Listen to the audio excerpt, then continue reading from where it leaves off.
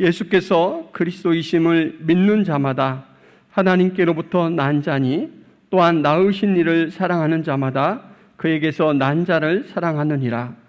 우리가 하나님을 사랑하고 그의 계명들을 지킬 때에 이로써 우리가 하나님의 자녀를 사랑하는 줄을 아느니라. 하나님을 사랑하는 것은 이것이니 우리가 그의 계명들을 지키는 것이라. 그의 계명들은 무거운 것이 아니로다. 무릇 하나님께로부터 난 자마다 세상을 이기느니라. 세상을 이기는 승리는 이것이니 우리의 믿음이니라. 예수께서 하나님의 아들이심을 믿는 자가 아니면 세상을 이기는 자가 누구냐? 아멘.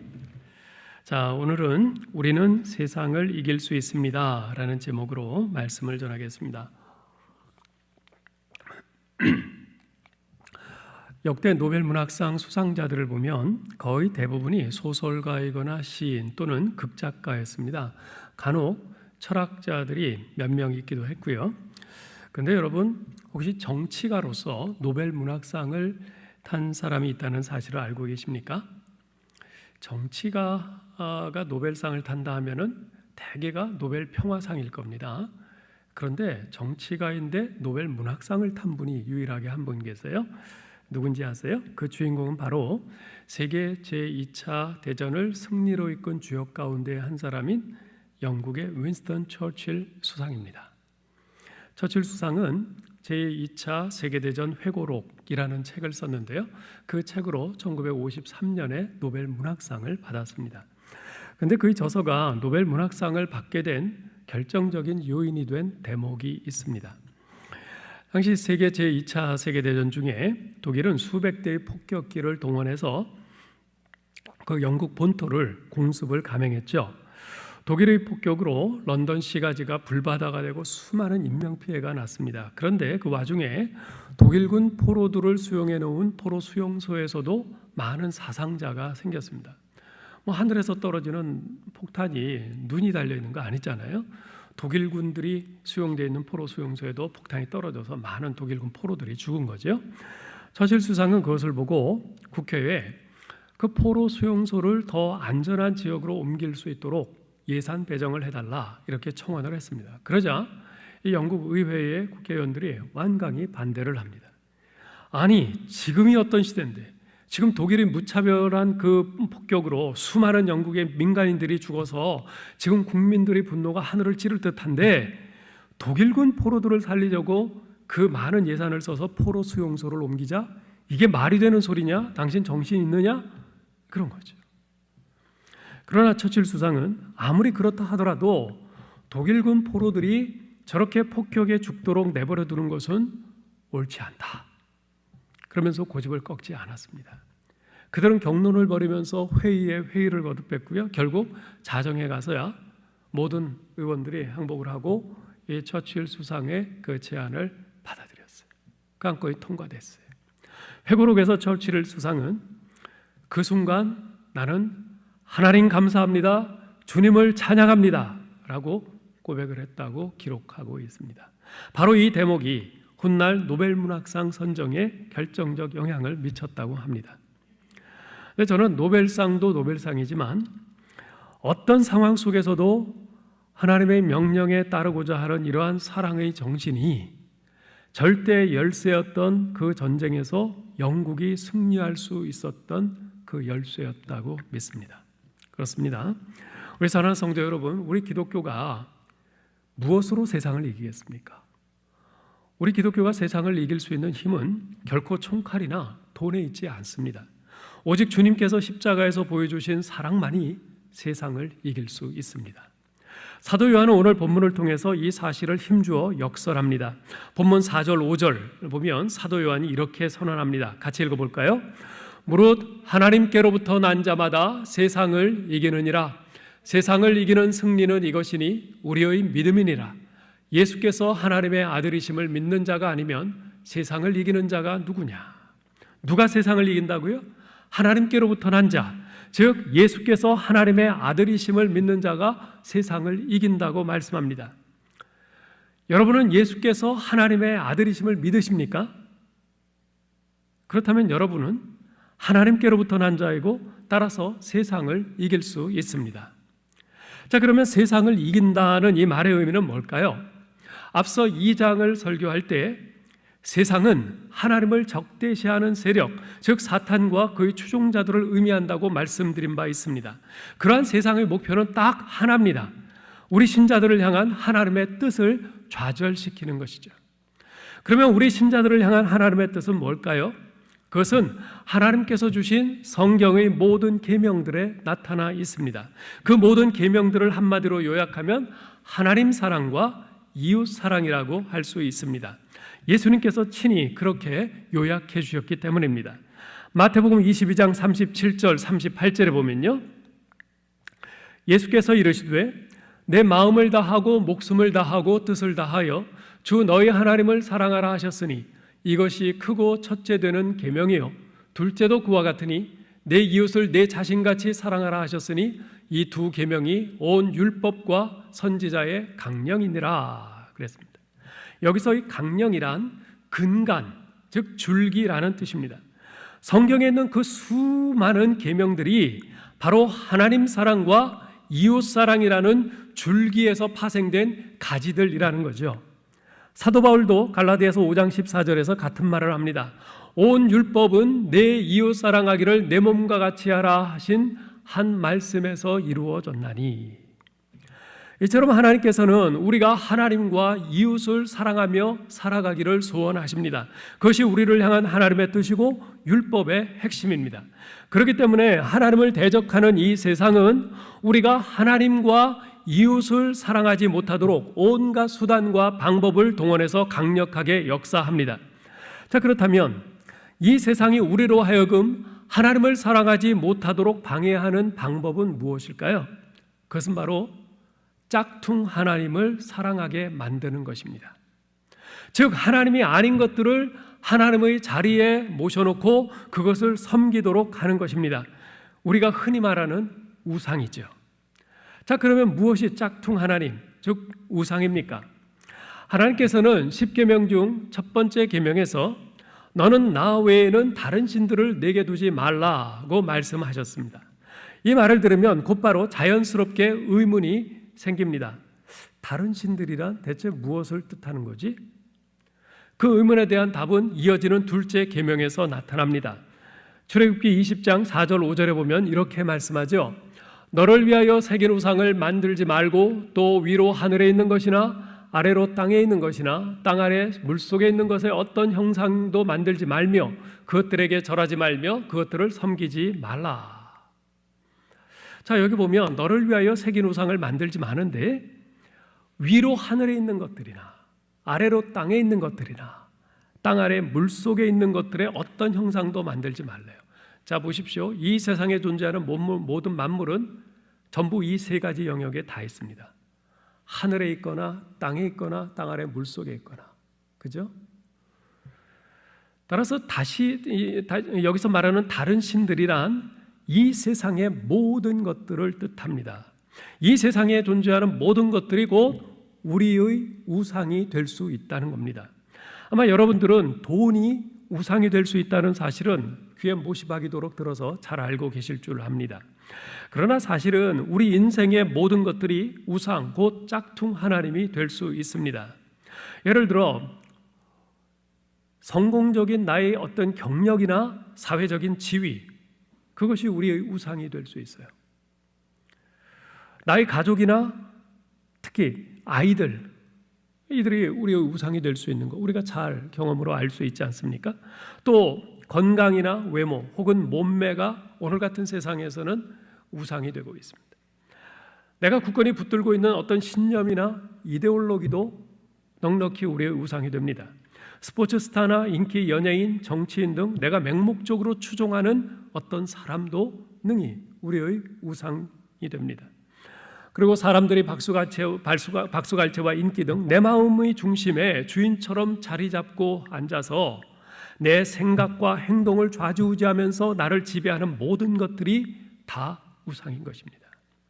이 세상은 우리에게 그런 것들을 사랑하고 그것들을 꼭 붙잡으라고 유혹합니다. 그것들만 있으면 우리 인생에 하나님이 없이도 행복하게 사는데 아무 문제 없다고 속삭입니다. 한편 세상이 우리로 하여금 이웃을 내 몸과 같이 사랑하지 못하도록 하기 위해서 사용하는 방법이 있어요. 그 방법이 뭘까요? 그것은 이웃을 사랑하는 대신 거꾸로 내 자신을 사랑하는데 온 힘을 다 쏟게 만드는 것입니다. 다른 사람이야 불행하건 말건 나만 행복하면 된다는 지극히 자기중심적이고 이기적인 가치관을 붙들고 살아가도록 부추깁니다. 우리가 지금 살아가면서 도처에서 수도 없이 많이 보고 듣는 것들이죠. 피자는 몇 조각 되지 않는데 경쟁자는 얼마나 많으냐. 이런 상황에서 머뭇거리다가는 다른 사람들에게 다 뺏기고 너는 쫄딱 굶고 말어. 그러니 얼른 네가 먼저 차지해. 싸워서라도 상대방을 짓밟고서라도 네가 먼저 차지해. 속삭이면서 서로 경쟁하며 싸우도록 등을 떠밉니다. 수단 방법 쓰지 가리지 말라고 합니다. 소위 말하는 제로 썸 게임, 전 분야, 전 문야의 싸움이라는 거죠. 그래서 배려나 양보, 희생, 나눔, 상생 이런 것들은 다 쓰잘데없는 소리라고 합니다. 이러한 세상의 유혹과 압박은 워낙 강해서 우리가 그것을 극복하고 하나님과 이웃을 사랑하는 것은 거의 불가능하게 보입니다. 그러나 사도 요한은 하나님께로부터 난 우리 그리스도인은 그러한 세상을 이길 수 있다고 선언합니다. 세상의 그러한 거센 유혹과 압박을 극복하고 하나님과 이웃을 사랑할 수 있다고 말씀합니다. 어떻게 그렇게 할 수 있습니까? 그것이 가능한 근거는 무엇입니까? 1절에서 그것을 말하고 있습니다. 1절을 보세요.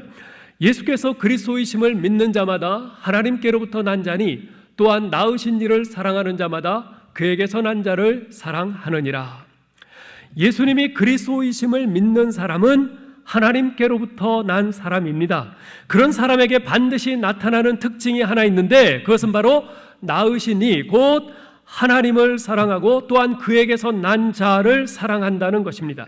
여기서 그에게서 난 자란 하나님의 형상으로 지음받은 모든 사람을 의미할 수도 있고요, 예수 믿고 거듭난 자, 즉 하나님의 자녀를 의미할 수도 있습니다. 근데 여기선 사도 요한이 후자의 제한된 의미로 사용하고 있습니다. 왜냐하면 바로 뒤의 2절에서 그렇게 분명히 밝히고 있기 때문입니다. 2절 보세요. 우리가 하나님을 사랑하고 그의 계명들을 지킬 때에 이로써 우리가 하나님의 자녀를 사랑하는 줄을 아느니라. 이것은 우리가 지난 시간에 살펴본 4장 20절 21절에도 분명히 언급된 바 있습니다. 누구든지 하나님을 사랑하노라 하고 그 형제를 미워하면 이는 거짓말하는 자니 보는 바 그 형제를 사랑하지 아니하는 자는 보지 못하는 바 하나님을 사랑할 수 없느니라. 우리가 이 계명을 주께 받았나니 하나님을 사랑하는 자는 또한 그 형제를 사랑할지니라. 사도 요한은 그 형제라는 말로서 하나님을 사랑하는 자는 하나님의 자녀된 믿음의 형제를 사랑해야 한다는 제한적인 의미로 사용하고 있는 것입니다. 그렇다고 해서 이 사도 요한의 말을 예수 믿지 않는 사람, 즉 교회 다니지 않는 사람은 사랑하지 않아도 된다는 식으로 곡해해서는 안 됩니다. 사도 요한의 말은 단지 나와 같이 믿음의 형제된 동료 신자를 사랑하지 않으면서 예수 믿지 않는 불신자를 사랑한다는 것이 말이 되느냐, 이것을 지적하고 있는 것일 뿐입니다. 다시 1절, 2절로 돌아와서 살펴보면 지금 사도 요한은 하나님을 사랑하는 것과 형제를 사랑하는 것, 그리고 하나님의 계명을 지키는 것이 모두 같은 것이라고 말씀하고 있음을 깨닫게 됩니다. 이에 대해서 좀 더 생각을 해보죠. 먼저 사도 요한은 하나님을 사랑하는 것과 형제를 사랑하는 것이 같은 것이라고 말씀을 합니다. 그 이유는 그것이 자연스러운 것이기 때문입니다. 한번 생각해 보세요. 우리 자녀들은 자신을 낳아주신 부모님을 사랑하죠. 근데 뿐만 아니라 또한 자기 형제를 사랑합니다. 왜냐하면 그 형제는 자신이 사랑하는 부모님에게서 난 사람이기 때문입니다. 그것은 지극히 자연스러운 것이에요. 자신과 형제에게는 동일한 부모의 피가 흐르고 있는데 그 피 안에는 형제애라는 결정적인 요소가 들어 있습니다. 마찬가지입니다. 예수 믿는 내가 동료 신자를 사랑하는 것이 가능한 이유는 그가 하나님께로부터 난 사람이기 때문입니다. 하나님은 사랑이십니다. 따라서 하나님께로부터 난 사람은 당연히 사랑이라는 성품의 씨앗이 그 안에 심겨져 있습니다. 그리고 그 사랑이라는 성품의 씨앗 안에는 형제애라는 가장 핵심적인 요소가 들어 있습니다. 그래서 우리는 같은 예수 믿는 사람을 만나게 되면요, 생면부지의 사람인데, 일면식도 없는 사람인데, 또 그 사람이 나한테 사탕이나 땅콩 하나 준 적이 없는데 괜히 반가워요. 그 사람이 나와 같이 예수 믿는 사람이라는 그 한 가지 사실 때문에 괜히 반가워요. 기뻐요.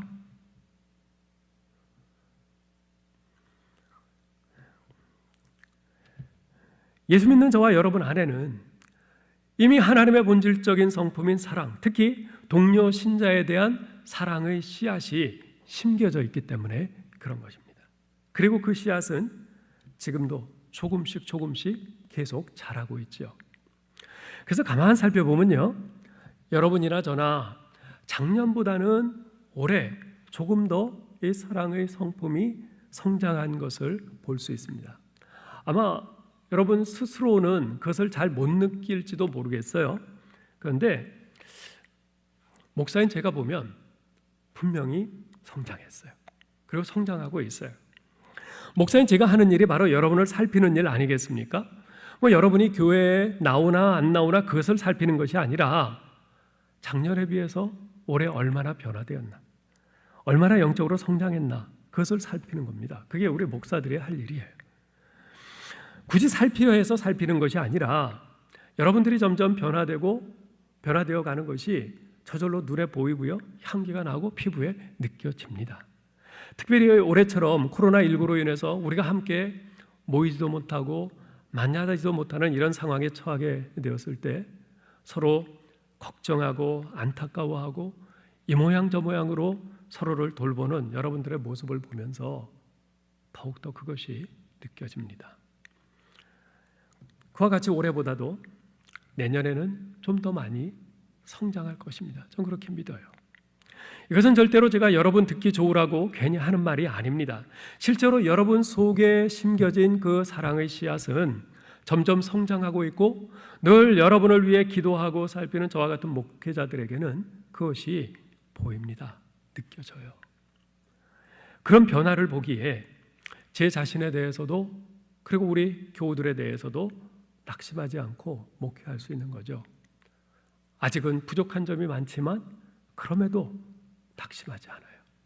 왜냐하면 분명히 작년보다 올해 이만큼 성장한 게 보이기 때문에, 아직은 부족해도 내년엔 그만큼 더 성장할 것을 믿기 때문에, 뿐만 아니라 우리 안에 심겨진 사랑의 씨앗이 더욱 잘 성장할 수 있도록 끊임없이 물 주시고 도우시는 성령님이 계시기에 우리는 더욱더 자신감과 소망을 가질 수 있는 거죠. 만일 우리 자신의 노력, 우리 자신의 힘만으로 그렇게 해야 되는 것이라면 우리는 결코 자신할 수 없을 겁니다. 기대할 수 없을 거예요. 왜냐하면 우리는 변덕스럽거든요. 우리가 얼마나 실패를 잘합니까? 그런데 우리 안에 성령님이 계시고 그 성령님께서 계속해서 우리에게 말씀하세요. 우리에게 도전하세요. 우리로 하여금 계속해서 사랑의 사람으로 살 수 있도록 우리를 자극하시고 격려하세요. 도우세요. 그 성령님이 계시기 때문에 성령님께서 바로 우리를 그러한 우리 주님의 세우신 목표까지 우리를 이끌어 가실 것을 우리가 믿기에 자신감과 소망을 가질 수 있는 것입니다. 어제 설교를 준비하는데 문득 성령님께서 저를 조용히 책망하시는 음성이 들려왔어요. 지금 코로나19가 확산되면서 수도권 지역에서는 거의 3단계에 해당되는 최고의 사회적 거리두기 방역 수칙이 행정명령으로 내려지지 않았습니까? 이에 따라 오늘부터 8일 동안 음식점, 제과점, 카페 등의 영업이 제한됩니다. 독서실과 스터디 카페도 집합이 금지됩니다. 학원의 경우에는 비대면 수업만 허용이 되죠. 교회는 지난주부터 이미 다시 연장 예배가 금지되고 온라인 예배만 허용되고 있습니다. 거기에 더하여 이제 10인 이상이 함께 모이는 그 모임을 같이 못하도록 그렇게 되었습니다. 이에 대해 정부에서는 지난번 그 8.15 광화문 집회로 인해서 이처럼 코로나19가 확산되었다고 그렇게 말을 합니다. 저는 그 말을 다 믿지는 않습니다. 그러나 지난번 8.15 광화문 집회가 코로나19 확산의 한 요인이 된 것만은 틀림없는 것 같습니다. 그런데 문제는 그 광화문 집회를 주도한 사람이 저와 같은 목사였고 또한 그 교회 신자들이었으며 전국 각지에서 많은 신자들이 그 집회에 참석했다는 것입니다. 그로 인해서 곳곳의 교회에서 코로나19 확진자들이 계속 발생하고 있고 그 결과 지금 교회들이 언론들로부터 집중 포화를 맞고 있습니다. 결국 교회들은 또다시 비대면 온라인 예배를 드릴 수밖에 없는 그런 상황이 되었고요. 지금 사람들은 교회와 우리 신자들을 향해 비난의 손가락질들을 합니다. 이런 상황이 되면서 제 속에서 슬그머니 원망과 짜증이 고개를 들고 일어났어요. 좀 자제들 하시지. 어쩌자고 이런 시기에 그런 대규모 밀집 집회를 해서 이 사단을 내나. 결국 정부의 빌미를 줘서 다시 교회에 모여 예배를 드릴 수 없게 되었고 가뜩이나 교회를 마땅치 않게 생각하는 사람들이 때는 이때다 싶어 교회를 향해 손가락질하며 비난을 퍼붓고 있지 않은가. 이런 원망과 짜증이 생긴 거예요. 그런데 성령님께서 그 부분에서 저를 조용히 책망하셨습니다. 사랑하라 설교하는 네가 이런 상황에서 어려움에 처한 교회들과 성도들을 원망하고 있구나. 지금 앞이 캄캄한 절망의 구덩이에 빠져 있는 그 교회들과 성도들을 위해 원망 대신 눈물로 기도할 수는 없더냐. 너무나 부끄러웠어요. 쥐구멍에라도 숨고 싶은 심정이었습니다. 저는 하나님 까불면 나한테 죽어라는 이 신성 모독의 막말을 해대는 그 목사에 대해서는 전혀 이런 관심도 없습니다. 그러나 그 집회에 참여한 수많은 신자들은 정치적인 견해는 차치하고서라도 나라를 사랑해서 이 나라의 장래를 염려하는 마음으로 그 빗속에도 거기까지 가서 모였을 것입니다. 그런데 저는 그 집회로 인해 교회가 다시 현장 예배로 모이지 못하게 되었다는 것 때문에 그들을 원망하고 있다니. 나는 설교할 자격이 없다. 이 생각밖에 다른 생각이 아무것도 들지 않았습니다. 참으로 주님께 너무나 죄송했고 그들에게 너무나 미안했고 제 설교를 들을 여러분들을 볼 면목이 없었습니다. 그래서 설교를 준비하다 말고 한참 동안 깊이 회개했습니다. 그런데 한참 후에 다시 이 말씀을 생각하면서 그런 부분에서의 그런 깨달음이 왔어요. 분명히 성령님께서 내게 말씀하시고 내가 회개해야 될 그런 일들이었지만 그런데 이러한 과정을 통해서 모르겠는 몰라도 제 안에 심겨진 사랑의 씨앗은 좀 더 성장했을 것이다 하는 그런 생각을 갖게 됐습니다. 참으로 사랑할 줄 모르고 그저 남들로 인해서 내가 우리 교회가 입는 그런 피해 때문에 원망하고 불평하고 짜증내고 했던 그런 내 자신이 그것에 대해서 깨닫고 회개하고 다시 한번 주님 앞에 결단하고 기도함으로 제가 그 이전보다는 조금 더 성장했겠다 이 생각을 하게 됐습니다. 사랑하는 성도 여러분, 이것이 바로 성령님께서 여러분과 제가 사랑의 사람으로 성장하고 변화될 수 있도록 계속해서 물 주시고 도우시는 방법입니다. 우리는 사랑이 없는 사람들이에요. 있다고 하지만 너무나 부족한 사람들입니다. 평소에는 사랑이 있는 것처럼 하지만 나한테 불이익이 오고 손해가 오고 그럴 때면 여지없이 내 본 모습이 드러납니다. 사랑이 없는 본 모습이. 그러한 우리를 깨닫게 하시고 통렬하게 자기 반성케 하시고 회개케 하시고 새롭게 결단케 하시는, 그래서 이전보다 조금 더 변화되고 조금 더 성장한 그런 모습으로 나아가게 하시는, 바로 이것이 성령님께서 우리를 도우시는 방식입니다. 이처럼 하나님께서 예수 믿는 우리 안에 하나님의 본질적인 성품인 사랑의 씨앗을 심어 놓으셨고, 또한 그 씨앗이 잘 자랄 수 있도록 성령께서 계속 물 주시고 도우시기 때문에 우리가 세상을 이기고 하나님과 이웃을 사랑할 수 있는 것이죠. 한편 사도 요한은 하나님을 사랑하는 것과 하나님의 계명을 지키는 것이 또한 같은 것이라고 말씀합니다. 3절 보세요. 하나님을 사랑하는 것은 이것이니 우리가 그의 계명들을 지키는 것이라. 그의 계명들은 무거운 것이 아니로다. 그렇습니다. 하나님을 사랑하는 것과 하나님의 계명을 지키는 것은 같은 것입니다. 이 말은 우리가 하나님의 계명을 지킴으로써 하나님을 사랑할 수 있다는 말이기도 합니다. 하나님 사랑과 계명에 순종하는 것 사이의 관계에 대해 예수님께서는 요한복음 14장 15절에서 이렇게 말씀하신 바 있습니다. 너희가 나를 사랑하면 나의 계명을 지키리라. 하나님을 사랑하는 자는 그분이 원하시는 대로 행합니다. 그렇잖아요? 내가 누구를 사랑하면 내가 사랑하는 그 사람이 원하는 것을 하려고 하지 그 사람이 원치 않는 것을 하려고 하지는 않지요. 그렇죠? 자, 그럼 하나님이 원하시는 뜻이 뭡니까? 그 하나님이 원하시는 뜻은 그분의 계명에, 그분의 명령에 있습니다. 그분의 계명을 지키는 것, 그래서 그것이 곧 하나님을 사랑하는 것이 되는 것입니다.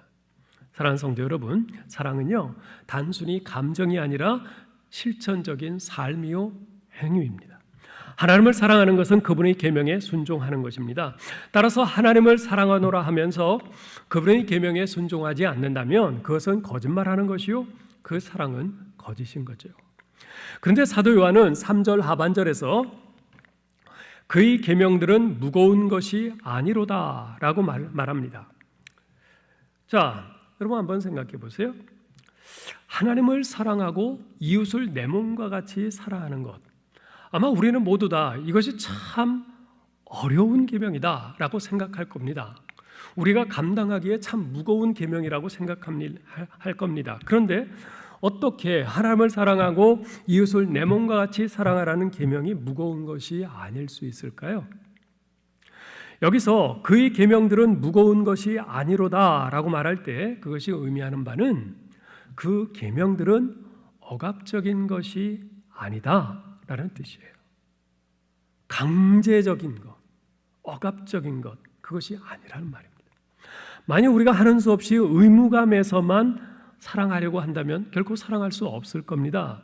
만일 억지로 우리의 의지로만 이 계명을 짊어지려고 한다면 우리는 얼마 가지 못해 쓰러질 겁니다. 너무 감당하기에 무거워서. 여러분 한번 생각해 보세요. 여러분의 힘만으로 화초를 키울 수 있어요? 네? 없습니다. 내가 아무리 정성껏 돌본다 해도 하늘의 태양, 그 햇살이 없으면 결코 키울 수 없어요. 그 화초는 죽어요. 하늘의 태양, 햇살이 있어야만 되는 것입니다. 마찬가지입니다. 우리를 향해 십자가에서 쏟아부어 주시는 우리 하나님의 크신 사랑, 그 사랑의 힘으로 사랑할 때 사랑하라는 이 계명은 더 이상 힘겹고 부담스러운 멍해로 여겨지지 않을 것입니다. 우리의 사랑은 하나님의 사랑에서 비롯되기 때문입니다. 우리가 끊임없이 지속적으로 십자가를 바라보고 묵상해야 하는 이유가 바로 여기에 있는 겁니다. 왜냐하면 십자가는 나를 향한 하나님의 사랑의 깊이와 높이와 넓이와 크기를 보여주는 생생한 증거이기 때문입니다. 그렇게 십자가를 바라보며 십자가에서 표현된 주님의 사랑을 마음에 담을 때 우리는 비로소 하나님의 형상으로 지음받은 다른 사람들을 향해 활짝 열린 마음으로 다가가 그들을 보듬을 수 있게 될 것입니다. 교회 안에 우리 믿음의 형제들뿐만 아니라요. 십자가에서 들끓어오르는 그 사랑의 에너지를 돌처럼 딱딱한 내 심장에 끊임없이 충전받을 때 우리가 사랑하지 못할 사람은 없게 될 겁니다. 참으로 꼴보기 싫은 집안의 말썽꾸러기 자식이 있다 할지라도, 원망스럽기만 한 배우자라 할지라도, 생판 모르는 이웃이라 할지라도, 심지어는 나를 핍박하고 나에게 고통을 안겨주는 그런 사람이라 할지라도 내가 그들에게 폭풍 같은 사랑을 쏟아부을 수 있게 될 것입니다.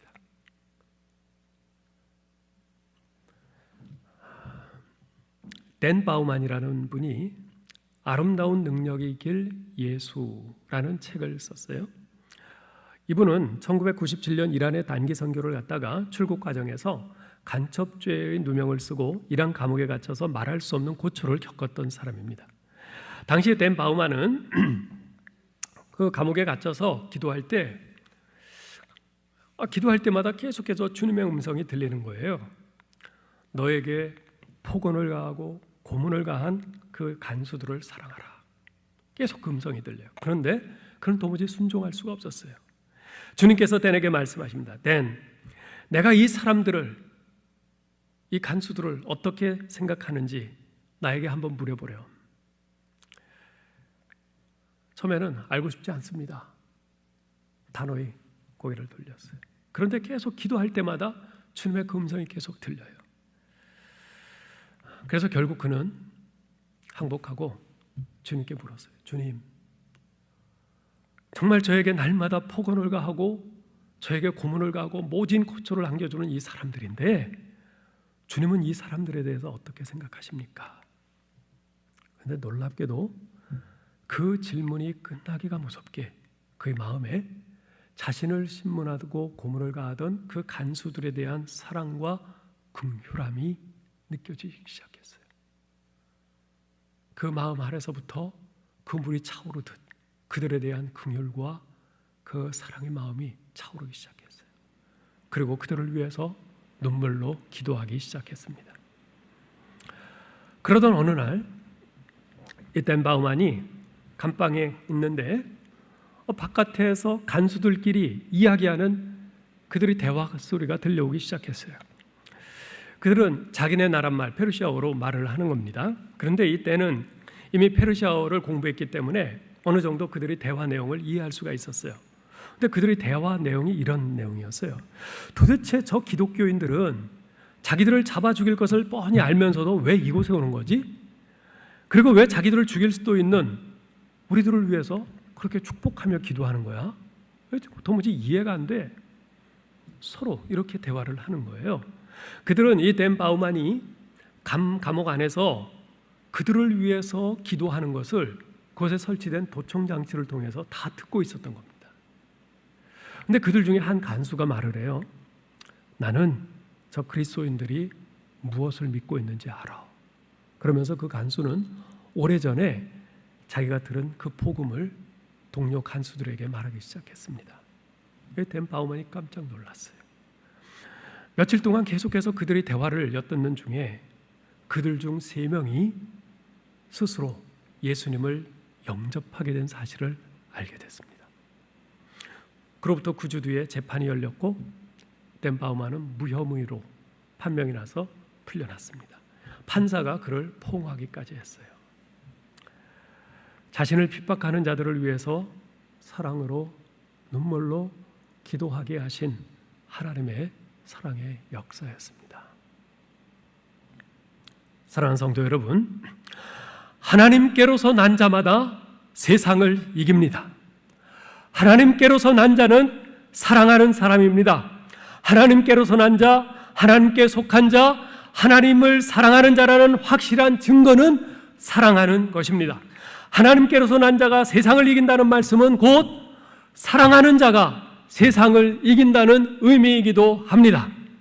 하나님께서는 우리가 이 세상을 승리하기를 원하십니다.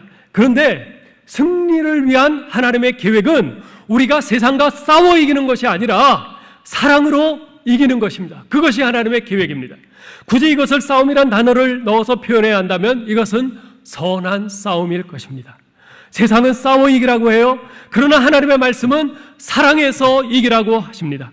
그런데도 많은 그리스도인들은 하나님의 말씀보다 세상의 말을 더 따르는 것 같습니다. 왜일까요? 그 이유는 사랑이 약해 보이기 때문입니다. 사랑하는 사람은 늘 지고 사는 사람처럼만 보여요. 사랑하고 살려면 이기는 것은 포기해야 한다고 생각을 합니다. 그래서 사람들은 이기기 위해 사랑하는 것 대신 한판 붙는 것을 택합니다. 그러나 이것은 사랑에 대한 오해입니다. 사랑은 약하지 않습니다. 사랑은 강합니다. 세상에 그 어떤 것보다도 강력한 것이 사랑입니다. 사랑하는 사람은 약한 사람이 아니라 진정 강한 사람입니다. 강하기 때문에 사랑하는 것입니다. 이 세상에 사랑보다 강한 것은 없어요. 사랑은 죽음보다 강합니다. 예수님께서 십자가에서 그것을 몸소 증명해 보이지 않으셨습니까? 사랑을 이길 수 있는 것은 없습니다. 사랑이 이겨요. 왜냐하면 하나님이 바로 사랑이시기 때문입니다. 싸워서 이기면 그 옆에는 패배자가 두고 보자 하면서 이를 북북 갈고 있습니다. 그러나 사랑해서 이기면 그 옆에는 사랑받은 사람이 있을 뿐 패배자는 없습니다. 사랑받은 사람이 눈물을 흘리며 고개를 떨구고 있을 뿐입니다. 사랑하는 사람도 사랑받는 사람도 모두가 다 승리자인 것입니다. 사랑하는 성도 여러분, 지금은 코로나19로 인해서 모두가 다 힘들어하고 있는 때입니다. 고통이 한계에 다다르면요, 누군가를 향해 분출되게 되어 있습니다.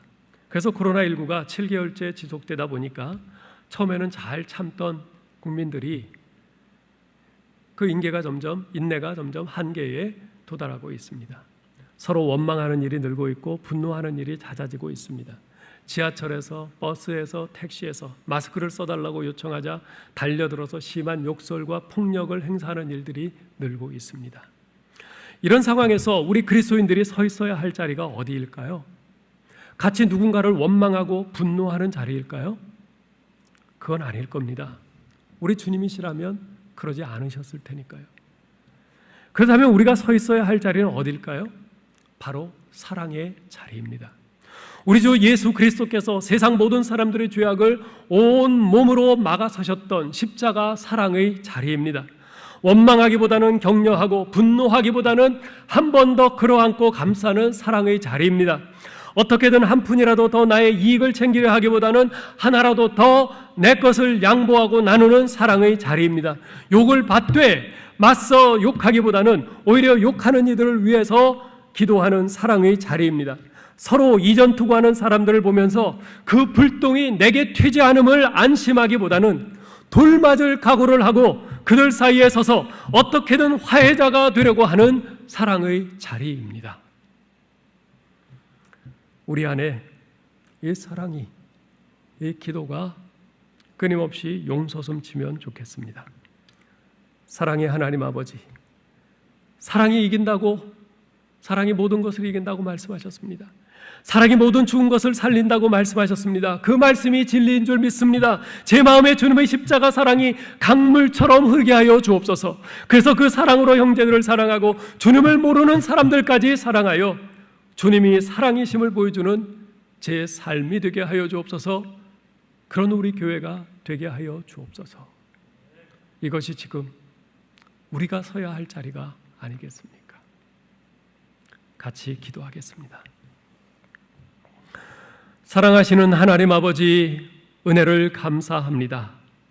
오늘 저희에게 주님이 주시는 이 말씀을 듣게 하심을 감사 또 감사합니다. 하나님, 지금 모두가 다 힘들어하고 있는 때입니다. 누군가를 향해서 잔뜩 화가 나 있고 원망이, 짜증이 고개를 들고 일어나고 있는 이러한 때입니다. 폭발 직전에 있는 상황입니다. 이러한 때에 주님께서 우리를 세우신 목적이 무엇인지, 주님의 그 뜻이 무엇인지를 다시 한번 깊이 말씀을 통해 생각해 봅니다. 같이 짜증내라고, 같이 원망하라고, 같이 분노하라고 우리를 오늘 이 자리에 있게 하신 것이 아닌 줄 믿습니다. 모든 사람들의 불평과 원망과 분노와 욕과 정죄를 다 온몸으로 받으시면서